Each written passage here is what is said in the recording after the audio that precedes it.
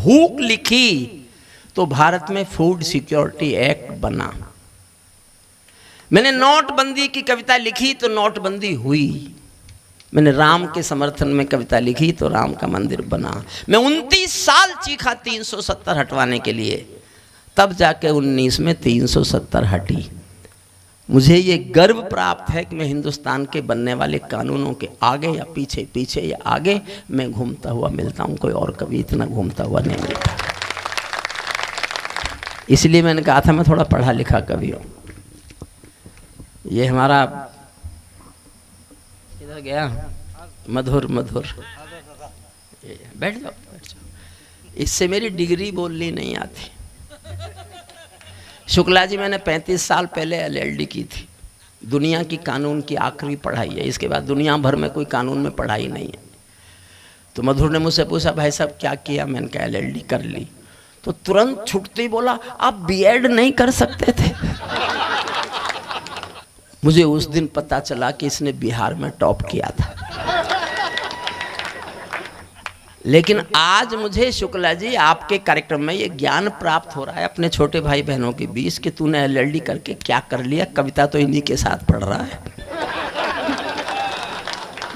कविता तो द्विवेदी जी के साथ ही पढ़ रहा है। कविता तो इन्हीं के साथ। एक कविता सुनिए, मेरा मन है सुनाने का। और फिर मैं एक कविता करगिल के शहीदों पे मान लीजिएगा उसको, या पुलवामा पे मान लीजिए, या पहलगाम पे मान लीजिए। मैं आखिर में और सुनाऊंगा। 2 कविताओं की अनुमति आपसे मांगता हूँ, चलेगा साहब? जो जा रहे हैं वो रुक जाएं, जहाँ से गुजरेंगे ना मेरा दिल वहीं पड़ा मिलेगा। कुछ चलना हो तो निकल जाओ।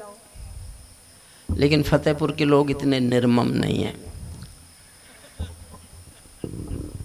ये कोई लखनऊ थोड़ा ही है। निर्ममता उगती और संवारी जाती है राजधानियों में। देखिए, मैं आस्था के 1-2 कहानी सुनाता हूँ। एक पिंजरे में पालतू तोता था किसी के पास। एक दिन मालिक ने तोते से कहा मैं तेरा शाम तक का खाना रख दिया हूँ पिंजरे में, पड़ोसी गांव जा रहा हूँ। तोता बोला मालिक उस गांव में मेरे गुरुजी रहते हैं। मालिक बोला तो मैं क्या करूं? अरे बोले उस गांव में जा रहे हो, मेरे मालिक वहां रहते हैं, तो आप उनको मेरी राम राम तो बोल सकते हो। मालिक ने कहा मिलेगा तो बोल दूंगा। मालिक पड़ोसी गांव गया, जाके उसने कहा भी मेरे पिंजरे में एक तोता है, कोई यहाँ उसका मालिक रहता है क्या, गुरु रहता है क्या? एक बूढ़ा तोता उठ के आया, उसने कहा मैं उसका गुरु हूं। तो मालिक ने कहा मेरे तोते ने पिंजरे से तुमको राम राम भेजी है। बूढ़े तोते ने सुना और मर गया। मालिक लौट के आया, तोते ने पूछा मेरे गुरुजी मिले? मालिक बोला काय का तेरा गुरुजी? मैंने तेरी राम राम बोली, वो तो सुनते ही मर गया। इतना सुनते ही पिंजरे का तोता भी मर गया। जब मालिक ने पिंजरा खोला तो तोते की आत्मा ये कहती चली गई, समझना साहब मैं कहना क्या चाहता हूं। तोते की आत्मा ये कहती चली गई कि मालिक तुम समझे नहीं, मेरे गुरु ने मेरे लिए एक संदेश भेजा कि जिसको आजाद होना है उसे मरना आना चाहिए। ये मैंने ज्ञान दिया। कविताएं भाजपा नहीं होती, कविताएं कांग्रेस नहीं होती, कविताएं सपा नहीं होती, कविताएं बसपा भी नहीं होती। कविताएं तो राजनीतिक व्यवस्था के सांस्कृतिक संशोधन हैं। सांस्कृतिक संशोधन है राजनीतिक व्यवस्थाओं के। देश कैसे सुंदर बनेगा, सड़कें कैसे सुंदर बनेंगी, नदियां कैसे साफ होंगी, हवाई अड्डे कैसे सुंदर बनेंगे, ये काम सरकारों का है, वो करें। लेकिन हिंदुस्तान के आदमी की आदमियत कैसे अच्छी बनेगी, ये काम साहित्यकारों का है। हमें करने दीजिए, ये हमें करने दीजिए। हमारे विश्वास अलग, हमारी आस्थाएं अलग। एक बाप बेटी जा रहे थे किसी रास्ते पर, उनको बाढ़ का पानी मिला, दोनों को घबरा गए, दोनों डर गए कैसे पार निकलेंगे। तो पिता ने हिम्मत करके कहा कि बेटी मत डरो, मेरा बाजू पकड़ लो, हम निकलेंगे बाढ़ के पानी से बाहर। बेटी ने कहा नहीं पापा, मैं आपका बाजू नहीं पकड़ूंगी, आप मेरा बाजू पकड़ो। पिता ने कहा क्या फर्क पड़ता है, मैंने तुम्हारा बाजू पकड़ा या तुमने मेरा बाजू पकड़ा, क्या फर्क पड़ता है? समझना मैं क्या बताना चाहता हूं। बेटी ने कहा पापा बहुत फर्क पड़ता है, मैं किसी मजबूरी में, अपने स्वार्थ में आपका हाथ छोड़ भी सकती हूँ, लेकिन एक बाप अपनी बेटी का हाथ किसी हाल में कभी छोड़ नहीं सकता, छोड़ नहीं सकता। ये मैंने किया आपको ठोक पीट के ठीक। मैं ताजों के लिए समर्पण वंदन गीत नहीं गाता, मैं ताजों, बस पानी और मेरे पास रख दें। मैं पिछले दिनों बीमार हुआ था साहब, तो लंबे समय बीमार हुआ, तो मैंने दवाइयाँ बहुत खाई, और मेरा संकट ये था, जो मेरे एलोपैथी के डॉक्टर दोस्त थे वो तो अपनी दवाई ठोकते थे कि इन्हीं को खाना। अच्छा, मैं बाबा रामदेव के पास उठता बैठता हूँ, वो अपनी दवाई ठोकते थे, बोले इन डॉक्टरों की मत खाना वरना मर जाएगा। डॉक्टर कहते थे इस बाबा की मत खाना वरना मर जाएगा। और मैं बचा तब जब मैंने दोनों की खानी बंद कर दी, सच मानिए। फिर भी इतनी दवाइयाँ खिलाई हैं, गला खुश्क कर दिया। मैं ताजों के लिए समर्पण वंदन गीत नहीं गाता, दरबारों के लिए कभी अभिनंदन गीत नहीं गाता। गौन भले हो जाऊं लेकिन मौन नहीं हो सकता मैं। चौथी पंक्ति समझ जाओगे, मेरी पूरी कविता समझ जाओगे। चौथी पंक्ति पर ध्यान देना बस प्लीज, और मैं देखना चाहता हूं आप मेरी चौथी पंक्ति को कितना गंभीरता से सुन रहे हैं। फिर पढ़ता हूं। मैं ताजों के लिए समर्पण वंदन गीत नहीं गाता, दरबारों के लिए कभी अभिनंदन गीत नहीं गाता। गौन भले हो जाऊं लेकिन मौन नहीं हो सकता मैं। पुत्र मोह में शस्त्र त्याग कर द्रोण नहीं हो सकता मैं। पुत्र मोह। सल्यूट आपका, बहुत बहुत आभार। देखो साहब, भले ही आप लोग थोड़े हों, शुक्ला जी, भले ही कम लोग आए हों, लेकिन प्रारंभ से लेके अब तक जिस मन से आप थोड़े लोगों ने कविता सुनी है, मैं एक बात बिना कहे जाऊंगा तो मेरे मन पे बोझ रहेगा। मैं 30 साल लाल किले में गया हूं कविता सुनाने, 30 साल, लेकिन जिस मन से हर कवि को निष्ठा से, प्यार से, दुलार से, ध्यान से आप सबने सुना है, मैं 30 साल के लाल किले के 30 कवि सम्मेलन फतेहपुर के शुक्ला जी के इस एक कवि सम्मेलन पर न्यौछावर करने की घोषणा करता। कम लोगों से कोई फर्क नहीं पड़ता, कम लोगों से होने से कोई फर्क नहीं पड़ता। सबका प्रणाम करता हूँ, अभिवादन करता हूँ। अब आपको अपनी एक अच्छी कविता सुनाता हूँ जो मेरे हिसाब से अच्छी है।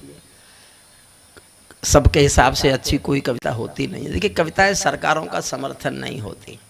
जब जब भी कविताओं ने सरकारों का समर्थन किया, या तो कविता मर गई या सरकार गिर गई।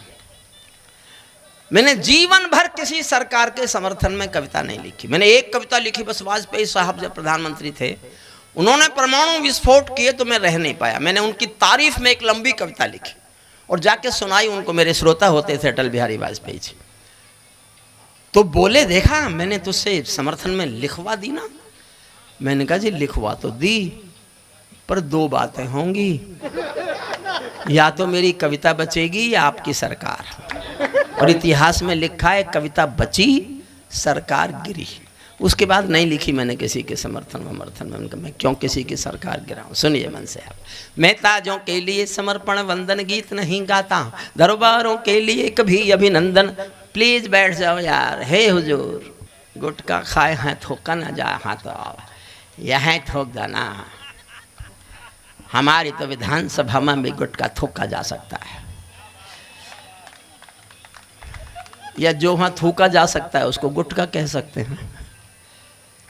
सुनिए मन से बस, अब मत रोकना। मैं एक 2 कविता बस सुनाना चाहता हूँ। मेरी आधी नींद खुल गई है, आधी, अभी आधी नींद खुली है।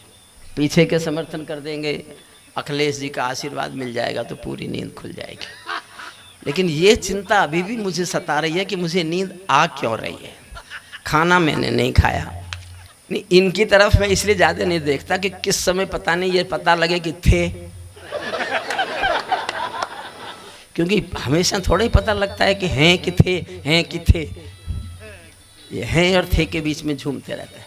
मैं ताजों के लिए समर्पण वंदन गीत नहीं गाता, दरबारों के लिए कभी अभिनंदन गीत नहीं गाता, गौन भले हो जाऊं लेकिन मौन नहीं हो सकता मैं, पुत्र मोह में शस्त्र त्याग कर द्रोण नहीं हो सकता मैं, कितने ही पहरे बैठा दो मेरी क्रुद्ध निगाहों पर, मैं दिल्ली से बात करूंगा भीड़ भरे चौराहों पर, मैं सिंहासन वाले पंखों से उड़ता नहीं मिलूंगा मैं, सिंहासन वाले पंखों से उड़ता नहीं मिलूंगा मैं, दरबारों के कालीनों से जुड़ता नहीं मिलूंगा मैं, चरण वंदना करने वालों की आवाज नहीं हूं मैं, दरबारों की मेहरबानियों का मोहताज नहीं हूं मैं धरती पर इंकलाब के स्वर की एक निशानी हूं, गाते गाते अंगारा हूं लिखते लिखते पानी हूं, गाते गाते अंगारा हूं लिखते लिखते पानी हूं, सत्ता का आकर्षण मेरी भूख नहीं।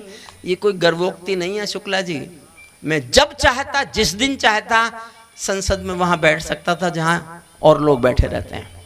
टिकट मांगने वाले हजारों होते हैं, मांगे मिले हुए टिकट को लौटाने वाला सिर्फ मैं होता हूं। और ये गर्वोक्ति नहीं है, मेरे जीवन की सच्चाई है सुनना। सत्ता का आकर्षण मेरी भूख नहीं, शाल दुशाला चंदन मेरी भूख नहीं, सरकारी अभिनंदन नहीं चुने मैंने, राजनीति के बंधन नहीं चुने मैंने, पद्म पुरस्कारों की चाह नहीं करता, दरबारों की मैं परवाह नहीं करता, कलम सिपाही बनकर जिंदा रहता हूँ, भूखे बच्चों से शर्मिंदा रहता हूँ, भूखे। और माफ करे मुझे पीछे बैठी हुई पीढ़ी, ये सब लोग जो पैसा लेके जाएंगे शुक्ला जी आपसे, अपने बच्चों के लिए लेके जाएंगे, मैं गरीब बच्चों के लिए लेके जाऊंगा।